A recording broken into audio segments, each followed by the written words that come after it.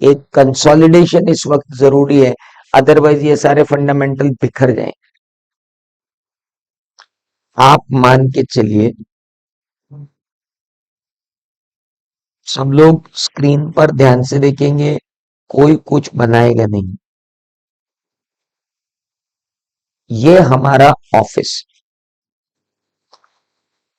Office में हमारे partners, ये हमारे सीनियर पार्टनर है, बाकी 2 जूनियर पार्टनर है। ये हमारा ऑफिस है जहां पर आर्टिकल्स बैठे हुए हैं।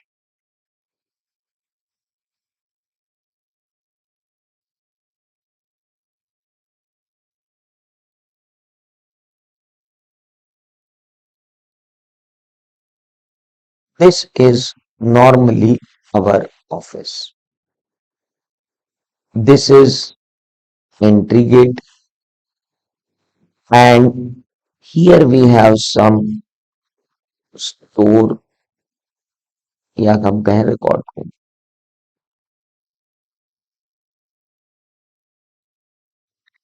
This is our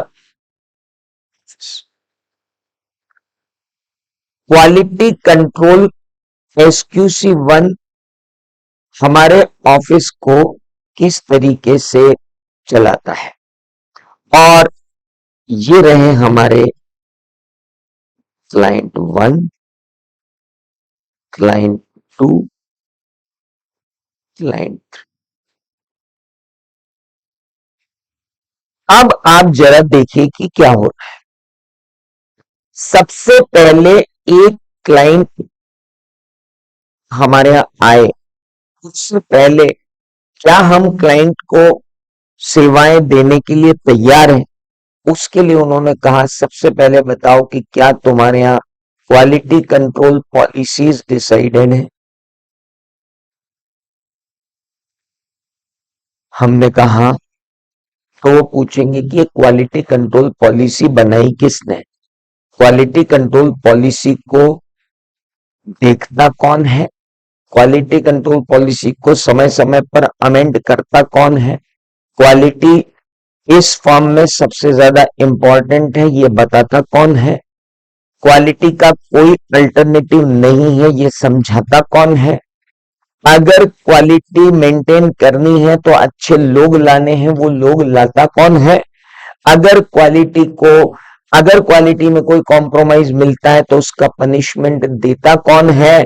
तो कोई है क्या आपके पास ऐसा बंदा जो ये सब करता हो। हमने कहा इन सीनियर पार्टनर को हमने क्वालिटी कंट्रोल लीडरशिप दे रखी। He is our quality control leader, जो इंश्योर करते हैं कि फर्म की क्वालिटी कंट्रोल पॉलिसी बने, लगे, सुपरवाइज हो, मॉनिटर हो, अमेंड हो, अपडेट हो, सबको कम्युनिकेट हो, कोई ब्रीच हो तो उसका समाधान हो। ये सारी रिस्पॉन्सिबिलिटी दी जाती है किसको,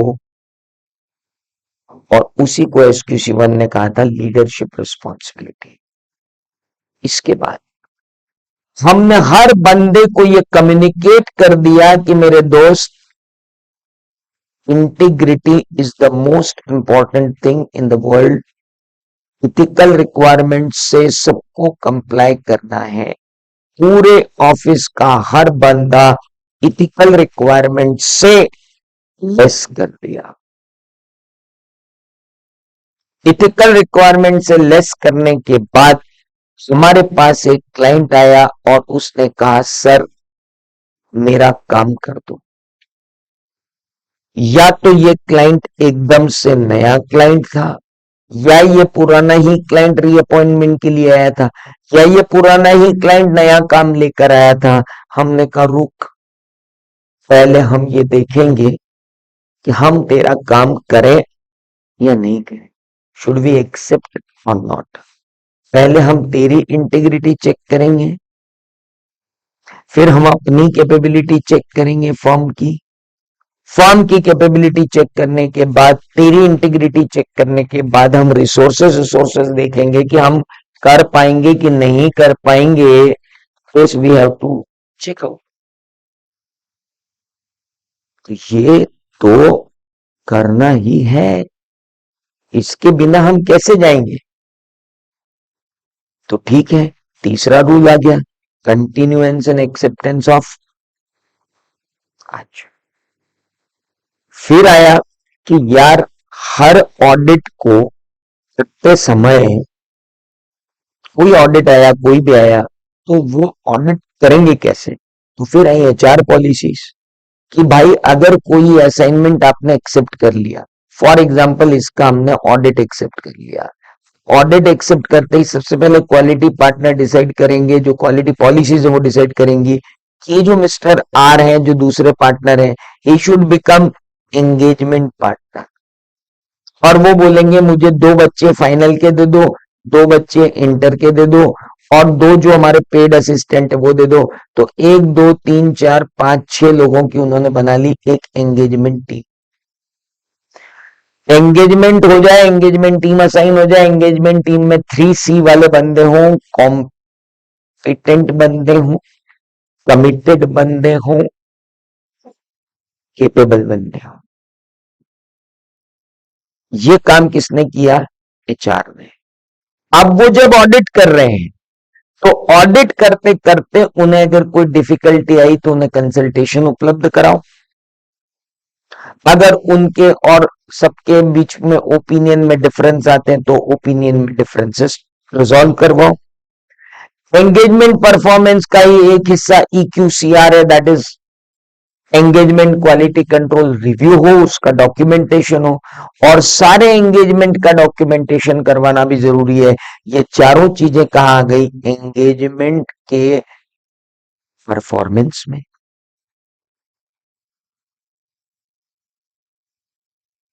और मेरे दोस्त, अगर एक सीसीटीवी लग जाए और वो सीसीटीवी इन सबको देख ले कि ये सब सही चल रहे हैं या नहीं चल रहे हैं, तो मेरे प्यारे भाई उस सीसीटीवी को ही तो बोलेंगे मॉनिटरिंग, जो इसका आखिरी हिस्सा है. जब तक सब्जेक्ट का इसेंस समझ में नहीं आएगा तब तक तुम उसे रटते रहोगे. जिस दिन सब्जेक्ट का इसेंस समझ में आ गया, रिवीजन करते वक्त तुम्हें बिल्कुल दिक्कत नहीं होगी. ये कंसोलिडेशन मैंने आपको इसलिए किया ताकि आपको तक पढ़ाए गए सारे फंडामेंटल कौन सा कहां फिट हो रहा है ये समझ में आ जाए. Did you get me. Oh मेरे ऑनलाइन बच्चों, समझ में आया कहाँ क्या कर रहे हम. अब रटने की जरूरत तो नहीं है. हील मी, रियल मी, बताओ मतलब क्वालिटी कंट्रोल के एलिमेंट रट रहा है आदमी. इससे बड़ी निर्लज्जता की बात दूसरी नहीं हो सकती यार. मतलब आप फाइनल में आ रहे हो, आप दुनिया के श्रेष्ठतम व्यक्ति में शामिल होने जा रहे हो, चार्टर्ड अकाउंटेंट बनने जा रहे हो, और आप एक्रोनिम के थ्रू रट रहे हो यार ये चीजों को. मतलब तो